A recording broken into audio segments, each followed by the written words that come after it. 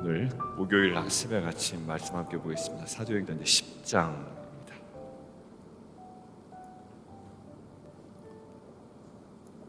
우리 10장 1절부터 16절인데요. 사도행전에는 중요한 분기점 몇 가지가 있는데요. 사도행전 2장이 그렇습니다. 사도행전 2장에는 어떤 분기점이 있을까요? 약속하신 성령이 임한 사건이죠. 하나의 중요한 사건입니다. 예루살렘을 떠나지 말라라고 할 정도로 예수님께서는 그 성령이 임하는 사건을 굉장히 중요하게 생각을 하셨습니다. 그 이후에 완전 다른 세계가 열려버립니다. 그러니까 역사가 그러했듯 우리 사람의 인생도 마찬가지라고 저는 생각이 듭니다. 새로운 어떤 전기를 마련할 때 사도행전 2장의 경험이 누구나 있어야 되죠. 성령의 그 임재, 또 성령의 충만함, 성령의 기름 부으심. 신앙생활하면서 이거를 한 번도 경험하지 못하면 사실 신앙이 굉장히 너무너무 드라이해집니다.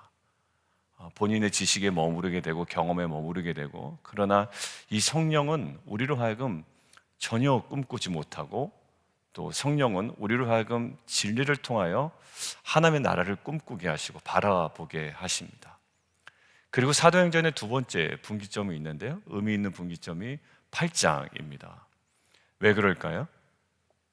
복음이 이제 예루살렘의 지경을 넘어섭니다. 그래서 여러분들 8장에 제가 성경 공부할 때나 아니면 설교할 때도 말씀드렸지만 8장을 뭐라고 정리해야 된다고요? 복음의 지리적 지경이 확대되는 장이다. 중요한 구분이라고 그랬습니다.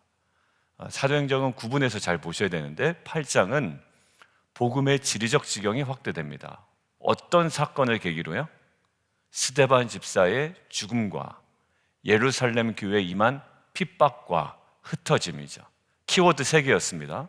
스데반 집사의 죽음, 그로 인한 예루살렘 교회의 핍박, 결과적으로 흩어짐이라는 절망적인 상황이 오히려 사도행전 1장 8절에 약속하셨던 예루살렘과 유대와 사마리아와 땅끝까지 이르러 증인이 된다라는 그 약속의 말씀이 성취되는 중요한 분기점이 됩니다.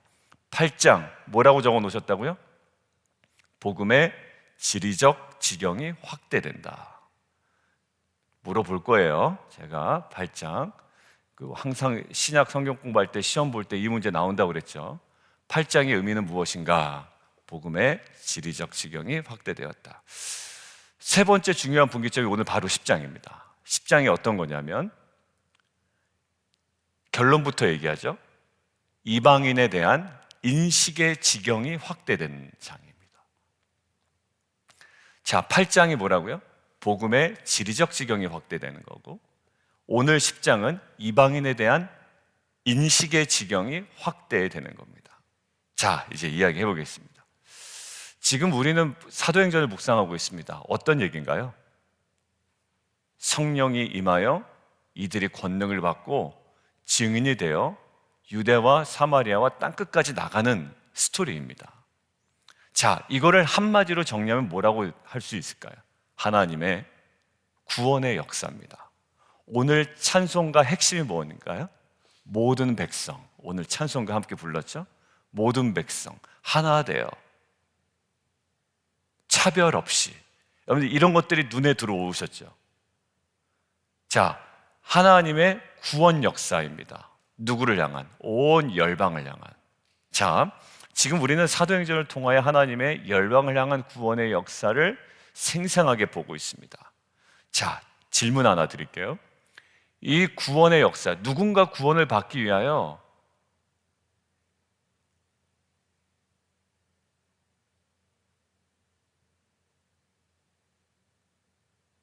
무슨 일이 벌어져야 될까요?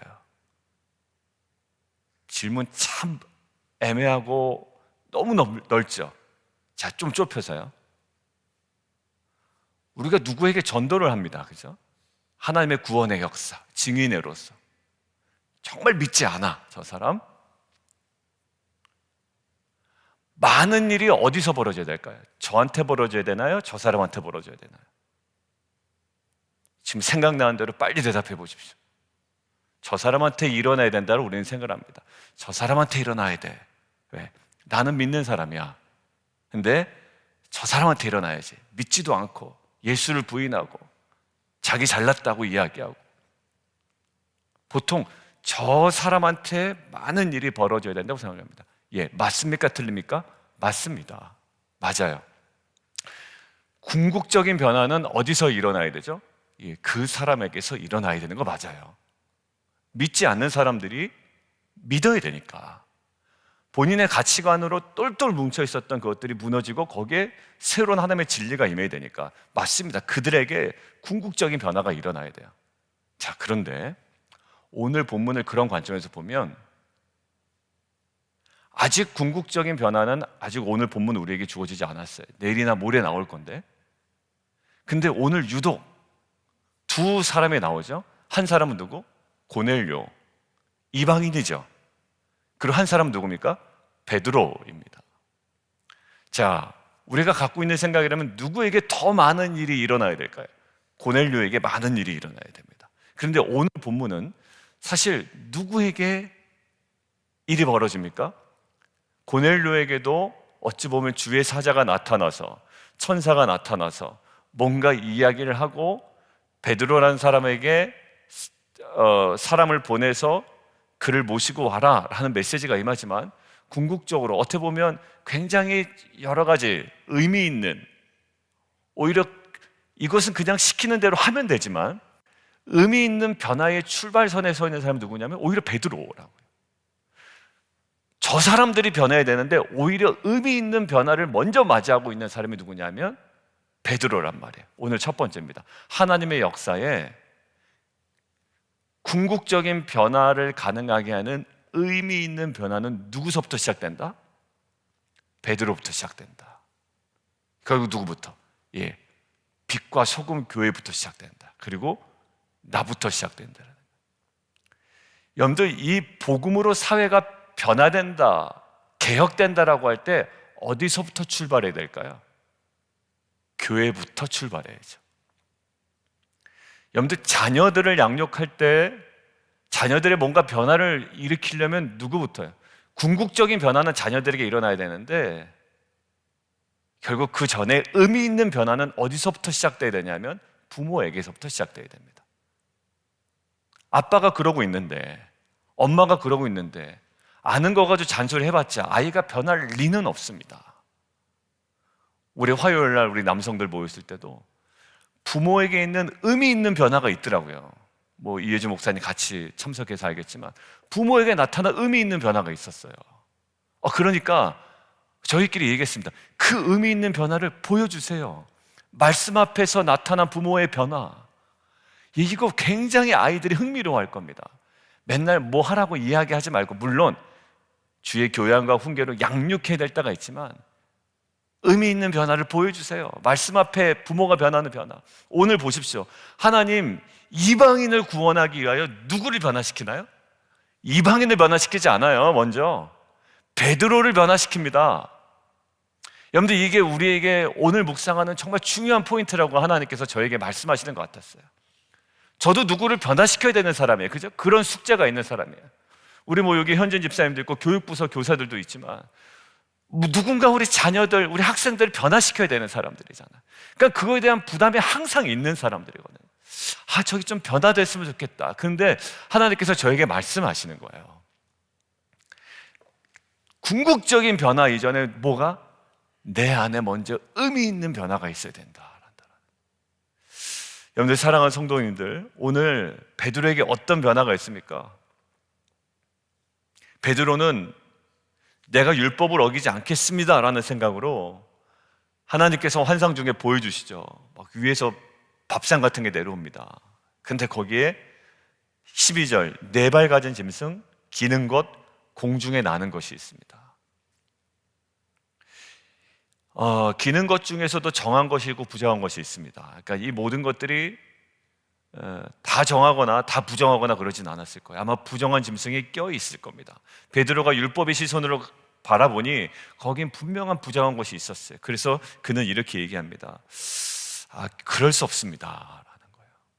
이거 부정한 것인데 먹을 수 없습니다.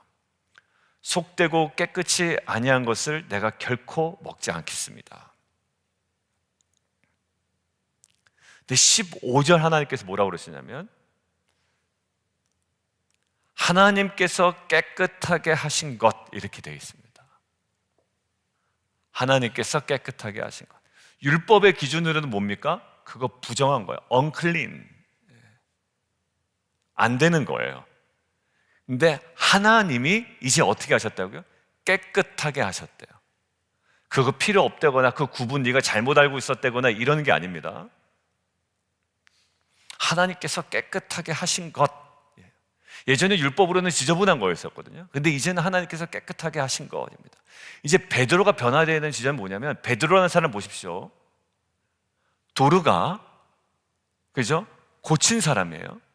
예수의 이름으로 고친 사람이에요. 중풍병자 된 사람 고친 사람이에요. 나면서부터 걷지 못한 사람 요한과 함께 나사렛 예수를 고친 사람입니다. 여러분들, 그에게 뭐가 변화될 게 더 있을까요? 우리도 이런 거예요. 나는 이렇게 헌신도 하고 신앙생활도 있고 성경 공부도 많이 했고 큐티도 하고 있는데 내가 무슨 변화해야 되나? 아니요, 더 변화돼야 돼요. 베드로가 변화되지 않으면 이방 선교 문이 안 열립니다. 왜? 예루살렘 교회 어떻게 보면 중추적인 리더거든요. 베드로가 변하지 않으면 이방 선교는 있을 수가 없는 거예요. 여러분들, 내가 변하지 않으면 사실 가정 절대 변하지 않습니다. 내가 두 눈 부릅뜨고 있지 않으면 전혀 안 변합니다. 내가 흐리멍텅해 있는데 뭐가 변하겠어요? 물론 하나님의 은혜는 늘 존재합니다. 제가 이렇게 얘기하지만 늘 하나님의 은혜는 존재해요. 그렇지만 내가 변하지 아니하고 베드로가 변하지 않으면 이방 선교가 불가능하단 말이에요. 그래서 하나님께서는 제일 먼저 누구를 변화시키나요? 베드로를 변화시킵니다. 더 궁극적으로 베드로의 시선을 변화시킵니다. 어떤 시선이요? 베드로에게는 뭐가 있었나요? 고정관념이 있었어요. 그리고 선입견이 있었고요. 그리고 율법에 매인 전통이 있었습니다. 여러분들, 베드로가 나사렛 예수 이름으로 명하여 모든 사람들을 낫게 하고 중풍병자 낫게 하고 나면서부터 걷지 못하는 자 낫게 하고 죽은 다비다를 살리고, 어떻게 보면 대단한 사람인데 그 대단한 능력자조차도 하나님은 결국 이방 선교를 위하여 베드로에게 제거해야 될 것이 있다는 걸 분명히 아셨단 말이에요. 베드로가 변화되어야 되는 거예요. 결국 하나님은 베드로의 잘못된 생각을 바꾸시기 위해서 3번이나 동일한 환상과 말씀으로 끊임없이 하나님의 뜻을 말씀해 주셨습니다.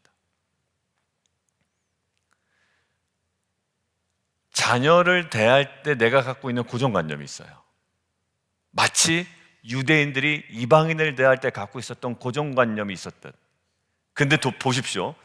유대인들이 그 당시에 갖고 있었던 율법적인 사고방식으로 갖고 있었던 이방인에 대한 고정관념이 여전히 있는 한, 사도행전 1장 8절에 있는 유대와 사마리아 지경을 지리적으로는 넘어갈지라도, 자, 지금 아까 8장 얘기하고 있는 겁니다. 8장에 있는 것처럼 지리적 지경은 넘어갈지라도 우리의 인식의 지경이 바뀌지 않으면 절대 안 됩니다. 바꿔서 한번 얘기해 볼까요? 우리가 아무리 그 사람에게 물리적으로 가까이 다가가도 내가 이 사람에 대한 편견을 갖고 있으면 물리적인 다가감과는 전혀 상관없는 큰 장벽이 막고 있단 말이에요. 여전히 깔보고, 여전히 무시하고, 여전히 편견을 가지고 대하고. 근데 지금 하나님은 베드로에게 무엇을 어무냐면, 많은 사람들을 고치고 죽은 자를 살리는 능력이 있는 베드로조차에게도 여전히 뭐가 있다? 인식의 한계에 딱 갇혀 있단 말이에요. 여러분들, 우리 자녀들을 대할 때 등급을 나눕니까? 첫째, 둘째, 셋째? 혹은 여러분 교육부서에서 우리 학생들을 대할 때 믿음이 있는 애, 없는 애, 아니면 가난한 애, 부자, 부모의 교육 수준이 좋은 사람, 나쁜 사람, 안 그러겠지만 무의식 중에 여러분들 이런 편견으로 대하다 보면 사실 순수하게 그 영혼에 대해 접근을 못할 때가 있어요. 오늘 하나님께서 베드로에게 제거하고자 하는 것이 무엇인지를 우리가 똑바로 봐야 됩니다. 뭘까요? 하나님 그거 부정합니다 라는 베드로의 생각이었어요. 맞았어요, 과거에는. 근데 이제는 뭐예요? 하나님께서 깨끗하게 하셨대요. 그러니까 이거를 지워버리면 안 됩니다. 저 사람은 나랑 안 맞는 사람, 이 사람은 나랑 맞는 사람. 여러분들 결국 교회에 남는 열매는 뭘까요? 패거리입니다. 패거리. 아우, 안 맞아 나랑 스타일이. 이 사람은 참 잘 맞아. 밥을 먹어도 이 사람이랑 자주 먹죠. 여러분 남는 것은 뭡니까? 예, 패거리예요. 그런데 베드로에게 결국 그 이방 선교라는 하나님의 구원의 역사를 이루시기 위하여 제일 먼저 하신 일이 베드로 안에 있는 이방인에 대한 인식을 확 바꿔놓으셨단 말이에요. 몇 번이나? 16절 이런 일이 3번이나 있게 하셔서 하나님은 지금도 잘못된 생각에 갇혀있는 믿음 좋은 저와 여러분에게, 왜? 베드로가 믿음이 너무 좋았고 죽은 자도 살렸고 중풍병자와 다 낫게 했거든요. 자, 하나님은 지금 잘못된 생각에 갇혀있는 믿음 좋은 우리에게 베드로에게 하셨던 것처럼 매일매일 말씀 묵상을 통해 끊임없이 우리에게 음성을 들려주시고 내가 갖고 있는 종교적인 관습, 내가 붙잡고 있는 전통, 내가 갖고 있는 고정관념, 그리고 선입견, 그리고 누군가 계층을 두고 사람들을 대하려고 하는, 그리고 나의 관점에서 뭔가 구분지려고 하는 그런 모든 시선들을 어떻게 철저하게 깨기를 원하신다. 여러분들 이것은 신앙의 있고 없고의 문제가 아닙니다. 우리의 죄성의 문제예요. 여러분들 신앙이 좋아도 끊임없이 자기를 부인하고 자기 십자가를 져야 되죠. 왜? 끊임없는 죄성이 있으니까. 아무리 큐티를 열심히 해도 우리 안에 죄성은 물리쳐야 됩니다. 근데 그게 제일 잘 나타나는 게 사람과의 관계에서 제일 나타나요.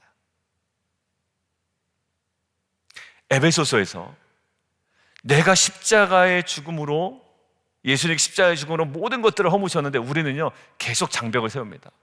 여러분들 누군가의 가까움이 누군가에 대한 차별로 보여진다면 이거 조심하셔야 돼요. 누군가의 가까움이 또 다른 누군가에 대한 차별로 느껴질 여지가 있다면 우리는 굉장히 조심해야 됩니다. 왜? 그 사람하고는 가까운데 나한테는 별로 연락을 안 하던데? 이렇게 시험 드신 분들 굉장히 많아요. 예전 공동체에서 보면.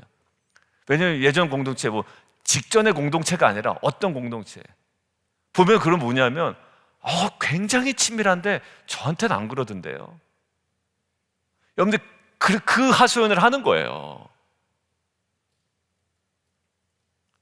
여러분들 제가 주일을 말씀드린 거 있죠? 더 가까워질 수 있는 기회를 삼으십시오. 예.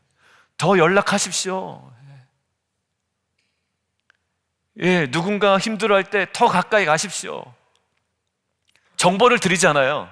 제가 정보를 드리고 기도 제목 드리고 여러분들에게 알려드리고 또 텐트지기 방에도 올려드리고, 예, 가까워질 수 있는, 나랑 안 가까웠으니까 내가 연락할 의무가 사라지는 게 아닙니다. 우리는 한 지체라면서요. 이게 한 몸이라면서요, 교회가. 예. 누군가의 가까움이 누군가에 대한 차별로 느껴진다. 왜 그러냐면 예루살렘에 대한 헌신이 어떻게 보면 사마리아의 지경으로 나가지 못했던 하나의 장벽이었단 말이에요. 예루살렘은 좋았죠. 예루살렘만 기적도 나타나서 좋았단 말이에요. 근데 결국 사마리아로 이것이 넘어가야 되니까 스데반 집사의 죽음과 예루살렘 교회의 핍박과 흩어짐을 통해서 지리적 지경은 확대되었고, 확대되었지만 인식이 바뀌지 않으면 이방인에 대해서 다가가지 못한단 말이에요. 결국 베드로의 생각을 바꿔놓으셨습니다. 결국 성령님은 우리가 성경을 읽을 때 계속 우리의 뜻을, 하나님의 뜻을 밝히 알게 하십니다. 우리 안에 있는 잘못된 것들을 계속 드러내실 거예요. 그래서 교훈하고 책망하고 의로 교육하십니다. 그리고 고정되고 잘못된 생각들을 바꿔주십니다. 사람이 갖고 있었던 편견도 제거해 주십니다. 그래서 정말로 교회 공동체 안에서 정말 성도로서 큰 사람은 뭘까요? 정말 큰 사람은 장벽이 없는 사람이야. 마치 누구처럼? 예수님처럼. 예수님이 공생의 기간 동안에 어땠나요? 전혀 장벽이 없었던 분이에요. 세리하고는요, 밥도 같이 먹어요. 창녀하고는요, 창녀하고도 대화합니다. 사마리아 여인하고는요, 사마리아 여인하고 예배에 대해서 얘기합니다. 유대인하고 얘기하니까 사마리아 여인과 예배대에서 얘기합니다. 무시하지 않으셨어요. 근데 진짜 몹쓸 분들이 계셨죠. 오히려 바리새인들, 저는 저들과 같지 않음을 너무 감사합니다. 그리고 하나님께 기도했던 자라고요. 저들과 같지 않음을 얼마나 감사한지 모릅니다.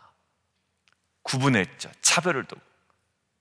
근데 하늘을 바라보지도 못하고 간절한 마음으로 기도했던 이 가장 소외된 자의 기도를 하나님께서 들으신다라고 말씀하십니다. 여러분들, 우리가 빛과 소금이라고 할 때 어디로 가야 될까요? 빛이기 때문에 어둠으로 가야 되는 거예요. 그러면 우리가 뭐예요? 그 어둠에 대한 하나님의 마음을 가져야 돼요.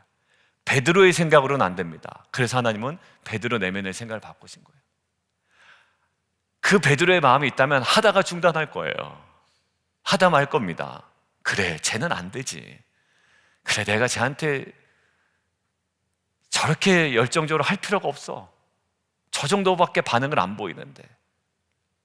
우리 남성들하고도 화요일 날 모여서 나누는데 제 안에 딱 그런 마음이 드는 거예요. 성령을 돈 주고 살 줄로 생각했다라는 거잖아요. 근데 그게 뭐였습니까? 오해가 아니라 죄라고 그랬죠. 마음에 악독 있고 불의에 메인받았고 하나님 앞에 바르지 못했다. 그냥 좀 오해한 것 같은데 베드로는 시몬에게 회개하라고 얘기한다고요. 근데 제 안에 이런 마음이 드는 거예요. 돈 주고 사도 되는 줄 알았다. 이것이 오해가 아니라 죄성인 것처럼 내가 그 사람을 그렇게 대해도 되는 줄 알았다고 탁 적용이 되더라고요. 나는 그 사람 그렇게 대해도 되는 줄 알았어. 왜? 그 사람이 그렇게 큰 열정을 보이지 않거든. 그러니까 열정을 보이지 않으니 나도 그 정도만 대하면 될 줄 알았던 거예요. 그리고 그렇게 대하고 싶었어요. 왜? 막 그닥 큰 열정을 보이지 않으니 내가 이렇게 열정을 보이는 것이 그 사람에게 부담이 될 여지가 있으니. 근데 하나님께서 그 본문을 통해서 저에게 말씀하죠. 그 사람 열정 없는 것은 그러면 열정 있는 사람들만 쫓아다닐 거냐, 이런 마음이 드는 거예요. 돈 주고 사는 줄 생각했던 것이 죄악이듯 네가 그 사람한테 그 정도만 돼도 될 줄로 알고 여기고 그렇게 하는 것들이 하나님의 마음과는 전혀 동떨어진, 하나님 앞에서 바르지 아니한 마음이라는 거예요. 여러분, 근데 동일하게 오늘 베드로의 변화되는 모습을 통해서 이야기합니다. 분명히 하나님은 베드로를 바꾸셔야 됐어요. 뭐를 통해서? 이방 선교를 위해서.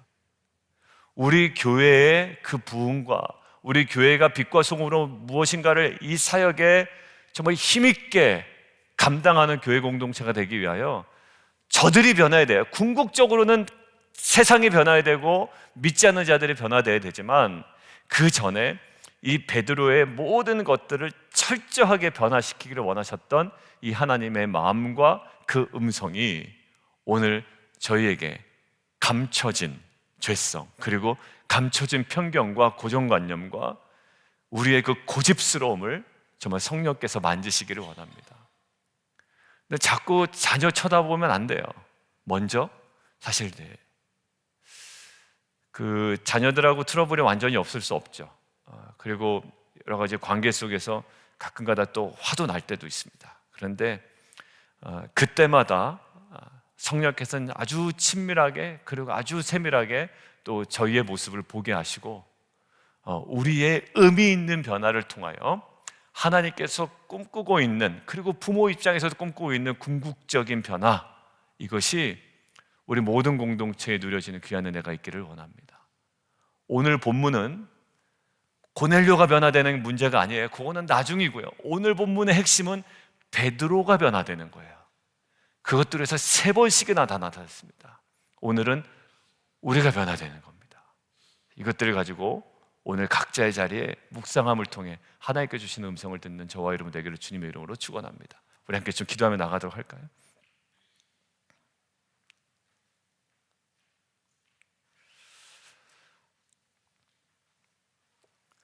우리 좀 같이 기도하는데요. 오늘 그 이인호 목사님 그 글에 이렇게 돼 있어요. 기도의 전성기를 경험하라 라는 책이 있는데, 매일 꾸준히 기도하는 습관을 체득한 사람이 결국 인생의 승리자가 된다. 기도를 습관화하고 말씀의 길을 습관화해서 꾸준히 가다 보면 어느덧 달라진 삶을 발견하게 된다. 반짝하다 마는 것이 아니라 영성이 체질화된 능력 있는 자의 모습을 발견하게 될 것이다. 기도를 습관화한 사람만이 최후의 웃는 자가 될 수 있다. 나는 당신이 30분씩 꾸준히 기도하는 것을 목표로 삼기를 바란다. 당장에 한 번에 30분 기도하는 것이 어려우면 아침에 15분, 저녁에 15분도 괜찮다.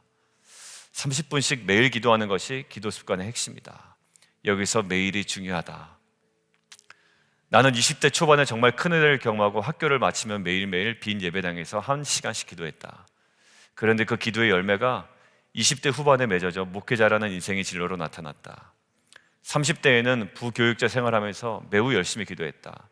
그 기도 덕분에 40대에 교회를 개척해서 오늘에 이르기까지 열매를 거두고 있다.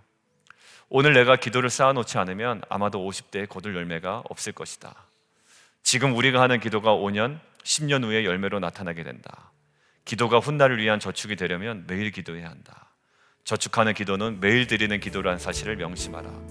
매일 하는 기도가 저축이 된다. 그리고 그 기도는 5년, 10년 후에 당신 삶에 놀라운 결실을 맺을 것이다. 오늘 이방인 고넬료의 기도를 기억하셨죠? 결국 그에 맞는 은혜를 주시잖아요. 우리의 기도의 이 현실, 이 싸움에서 사실 더 항상이라고 할 때 정해진 기도, 그 다음에 매일 기도, 그리고 특정한 상황까지 아니라 항상 우리에게 주어지는 상황 가운데 이 기도가 중요합니다. 그리고 기도하는 가운데 하나님께서 우리에게 말씀하실 거예요. 그리고 정말 이 이방인을 향한, 또 열방을 향한 이 복음 사역에 내 안에 다시 한번 제거되어야 되며 또 변화되어야 되는 이 고정관념과 우리의 편견과 우리의 선입견과 또 우리에게는 모든 고집과 잘못된 생각들을, 관념들을 하나님께서 바꾸십니다. 내 안에 있는 의미 있는 변화를 통하여 가장 궁극적인, 정말 온 인류를 위한 구원의 역사와 또 이 지역의 복음화를 위하여 하나님께서는 분명히 사용하실 줄 믿습니다. 주님, 우리를 변화시켜 주옵소서. 또 내 안에 하나님 여전히 자리 잡고 있는 편견, 지금도 거부감을 갖고 있고 여전히 그래도 나는 이 정도는 하지 않습니까? 라고 했던 이 모든 것들을 떨쳐버리고 내 안에 성령께서 말씀하시는, 또 계속 변화하기를 원하시는 그 지점을 하나님 내어놓고 의미 있는 변화를 경험하여 하나님의 궁극적인 변화까지 나아가는 귀한 공동체와 성도 되게 도와주십시오. 우리 함께 기도하며 함께 나아가도록 하겠습니다. 살아계신 하나님 아버지 감사합니다. 주님,